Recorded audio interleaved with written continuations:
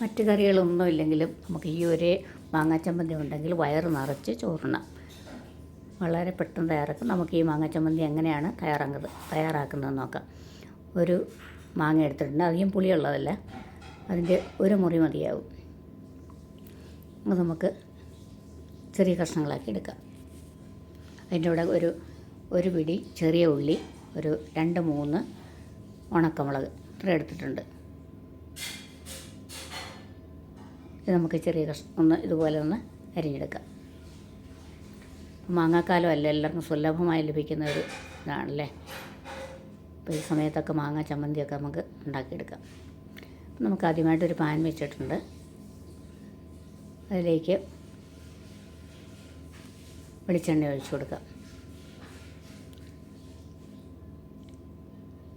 വെളിച്ചെണ്ണ ചൂടായി വരുമ്പോൾ നമ്മൾ തൊലിയെല്ലാം കളഞ്ഞ് വൃത്തിയാക്കി വെച്ചിരിക്കുന്ന ചുമന്നുള്ളി ചേർത്ത് കൊടുക്കുക.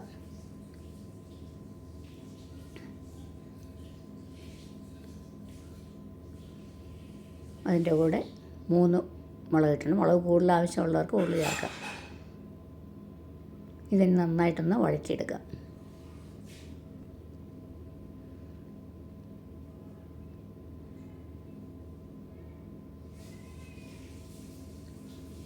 ഒരു മീഡിയം ഫ്ലെയിമിൽ വെച്ച് നമുക്ക് നന്നായിട്ട് വഴറ്റിയെടുത്തിട്ടുണ്ട്.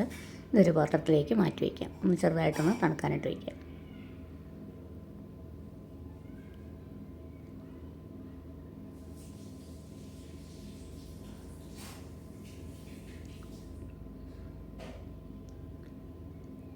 ഇതിൻ്റെ വലിയ ചൂടൊക്കെ മാറിയിട്ടുണ്ട്. നമുക്ക് മിക്സിയുടെ ജാറിലേക്കിട്ട് ഇതിനെ ഒന്ന് അരച്ചെടുക്കണം. ഒരു കഷ്ണം ഇഞ്ചി അതിൻ്റെ കൂടെ ചേർത്തിട്ടുണ്ട്. അത് വറുത്തിട്ടില്ല, അല്ലാതെ തന്നെ ചേർത്താണ്. അധികം പുളിയില്ലാത്ത മാങ്ങയായിരിക്കും ഇതിന് നല്ലത്. ഇനി നമുക്ക് ആ മാങ്ങ അരിഞ്ഞു വെച്ചിരിക്കുന്ന കഷ്ണങ്ങൾ അതിൻ്റെ കൂടെ ചേർത്ത് കൊടുക്കാം.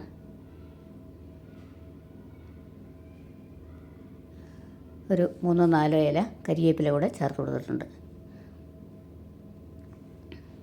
ഇതിനെയൊന്ന് നമുക്കൊന്ന് ക്രഷ് ചെയ്തെടുക്കാം.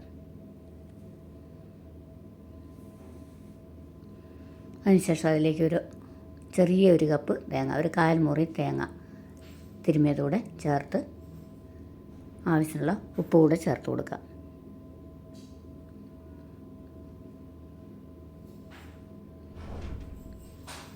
കൂടെ നല്ല ടേസ്റ്റിനായിട്ടൊരു അല്പം വെളിച്ചെണ്ണ, ഒരു 1/2 ടീസ്പൂണോളം വെളിച്ചെണ്ണ കൂടെ അതിലേക്ക് ചേർത്ത് കൊടുത്തിട്ടുണ്ട്.